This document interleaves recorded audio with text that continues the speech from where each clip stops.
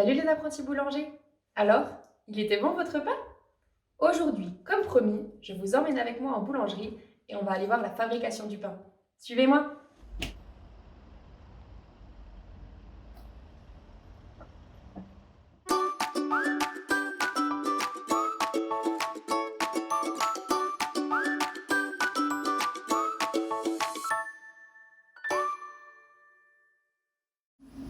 Et voilà, ici, on est dans l'atelier de fabrication du pain.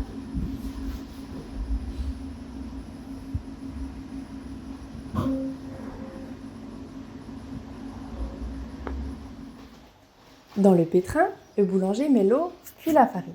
Les proportions sont les mêmes que dans votre recette, mais ici, ce sont des quantités beaucoup plus importantes parce qu'il y a beaucoup de monde qui vient acheter son pain à la boulangerie. Puis, il lance le pétrin pour lier l'eau et la farine.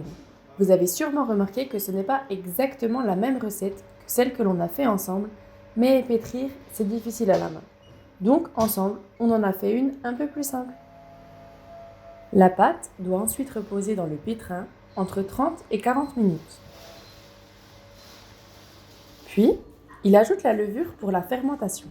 C'est la levure qui va permettre de faire gonfler la pâte. Et ils pétrissent à nouveau. La pâte doit ensuite reposer dans le pétrin 10 minutes. On dit qu'elle lève, ça veut dire qu'elle gonfle. Il y a donc de l'air qui se forme à l'intérieur et cette étape s'appelle la fermentation. Il pèse ensuite la pâte pour en mettre la même quantité dans chaque bac. Pour décoller la pâte du bac, il utilise une corne à pâtisserie, puis il en verse le contenu dans une machine. C'est la diviseuse. Cette machine permet de séparer la pâte en parts égales.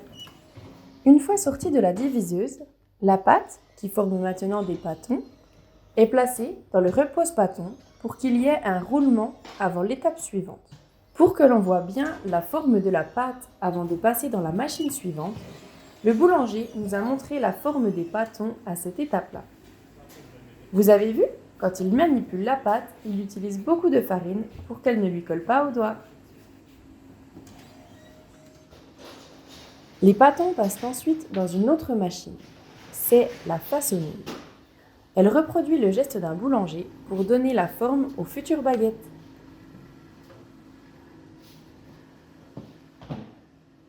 Le boulanger met ensuite ces tissus que l'on appelle une couche de boulanger qui va les aider à conserver leur forme.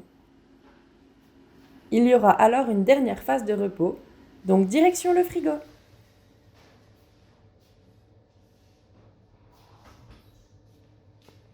Le lendemain, la pâte a presque triplé de volume. Le boulanger dispose les pâtons sur le tapis enfourneur. Puis, il scarifie la pâte. Ça veut dire qu'il donne des coups de lame à la pâte. Ce sont ces coups de lame qui donneront la jolie forme à la croûte après la cuisson. Une fois que tous les pâtons sont bien disposés sur le tapis, il enfourne. Mais juste avant l'enfournement, le boulanger humidifie le four pour que les baguettes ne sèchent pas à la cuisson. Et c'est parti pour une cuisson de 20 à 30 minutes à 250 degrés. Et voilà, c'est prêt! Grâce au tapis d'enfournement, le boulanger sort les baguettes du four.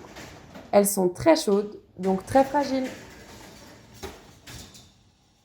Les baguettes sont ensuite mises sur des grilles pour qu'elles refroidissent et que les vapeurs d'eau s'en échappent. Les boulangers et les boulangères peuvent les toucher, leurs mains sont habituées à cette chaleur. Mais le pain a été chauffé à plus de 250 degrés. Une autre personne ne pourrait pas les toucher directement. Et voilà, du pain tout beau tout frais et bien rangé dans la boutique.